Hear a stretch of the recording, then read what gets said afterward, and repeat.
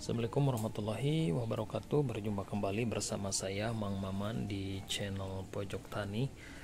Kebetulan lagi mereview nih pohon anggur akademik ya, yang katanya ini akademik dan ini tajuknya percabangannya berantakan karena memang ini sisa dari terkena hama jamur ya, hampir mati, dan ditumbuhkan ternyata tumbuh, jadi dibiarkan tumbuh seadanya saja.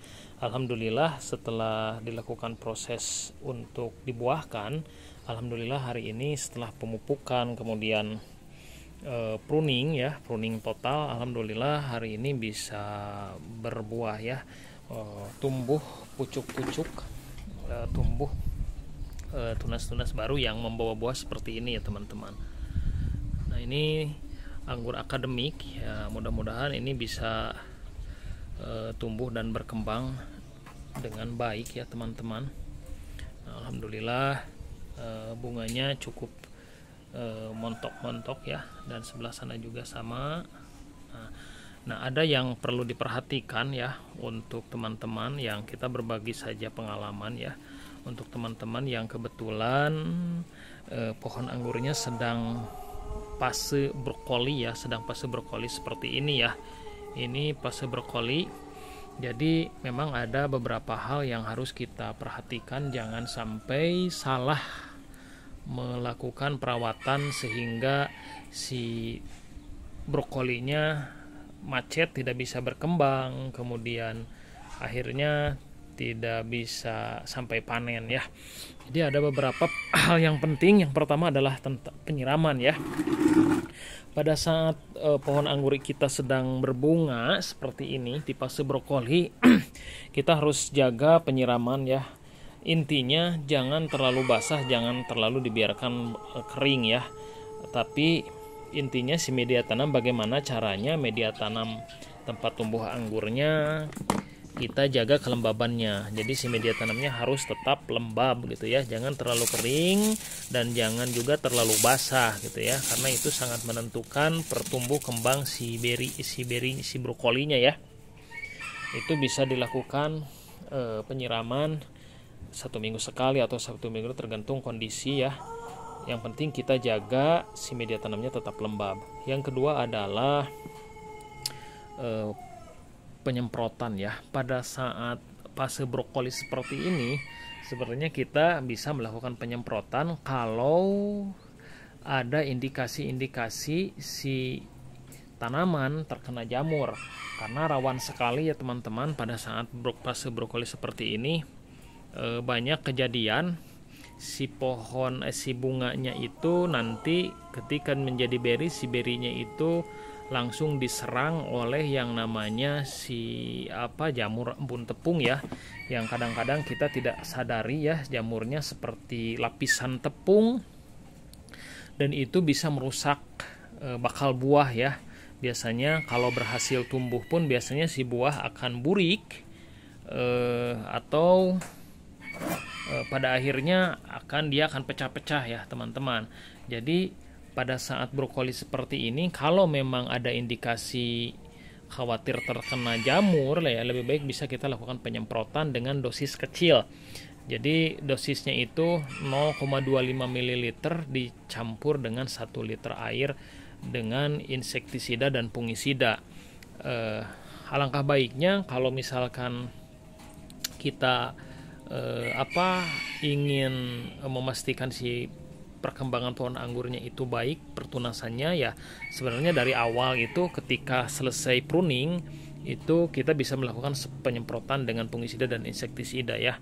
Tapi kalau misalkan di fase brokoli seperti ini, walaupun di atap ya, kita ada ancaman yang serius, itu adalah ancaman jamur. Kita bisa antisipasi dengan melakukan penyemprotan tipis gitu ya, dengan insektisida dan fungisida dengan menggunakan dosis kecil 0,25 ml per liter air ya, 0,25 sampai 0,5 ya mililiter per liter air ya.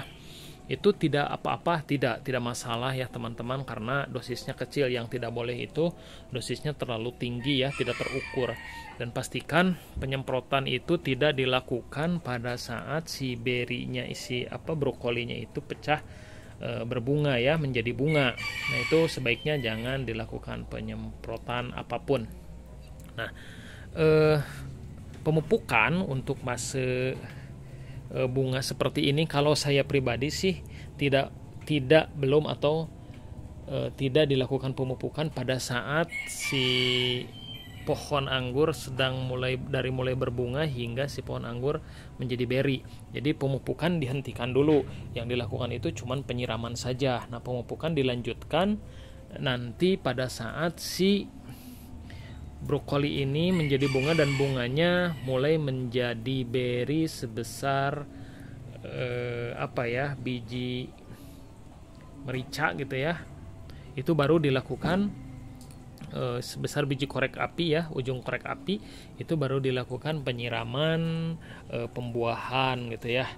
Nah, karena saya khawatir kalau misalkan pada fase brokoli ini dilakukan pemupukan pembuahan, saya khawatir si dosis pupuknya itu tidak terukur, dan saya pribadi belum pernah melakukan pemupukan pada masa brokoli seperti ini atau pada masa berbunga. Saya mulai pemupukan itu ketika si brokolinya itu menjadi bunga, si bunganya menjadi beri gitu ya, beri set, baru saya lakukan pemupukan. Oke, tidak kalah pentingnya adalah kita harus memperhatikan sirkulasi ya, sirkulasi di area buah. Biasanya ketika si pohon anggur berbuah, biasanya si daun akan mulai rimbun ya, dan itu bisa menyebabkan adanya kelembaban di area bunga ya, di area bunga, sehingga kadang-kadang itu bisa memunculkan potensi si bunga terkena hama embun tepung gitu ya. Jadi kita harus hindari. Lebih baik kalau misalkan terlalu rimbun itu kita bisa potes beberapa daun di area bunga sehingga si bunga itu terkena matahari gitu ya, dan mendapatkan sirkulasi yang bagus. Walaupun di bawah atap seperti ini, karena cuaca di kita itu kan tidak menentu, kadang panas gitu ya, setelah panas tiba-tiba hujan, dan itu bisa mempengaruhi kelembaban ya di area perkebunan kita gitu ya, sehingga pohon anggur tersebut berpotensi terkena jamurnya. Dan yang harus diwaspadai juga adalah serangan dari hama serangga seperti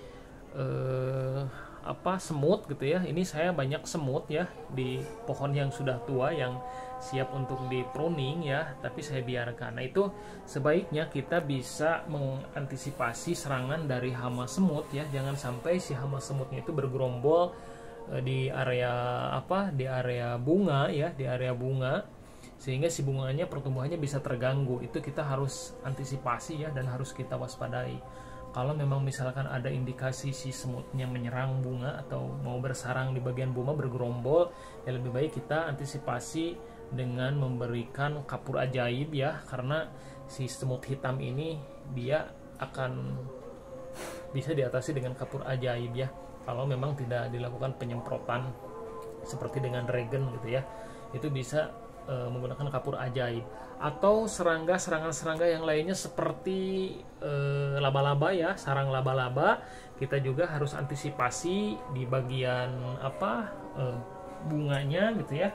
Jangan sampai ada jenis laba-laba kecil yang bersarang. Kalau memang misalkan terlihat ada indikasi sarang laba-laba, ya lebih baik kita antisipasi dari awal gitu ya. Jangan sampai sarang laba-labanya terlalu banyak, karena itu biasanya akan mempengaruhi perkembangan si bunganya ya, dan bunganya bisa gagal menjadi beri, akhirnya tidak akan berhasil sampai dipanen ya teman-teman. Jadi itu barangkali yang perlu diantisipasi pada saat si pohon anggur kita sedang pada fase brokoli. Pada fase ini juga kalau memang misalkan teman-teman bisa terbiasa dengan menggunakan GA3, itu bisa dilakukan ya, penyelupan dengan GA3 untuk membuat si brokolinya itu lebih panjang dan katanya bisa lebih besar ya. Itu bisa dilakukan ya teman-teman. Itu saja teman-teman sharing dari saya yang mudah-mudahan bermanfaat. Salam hijau, salam pengangguran.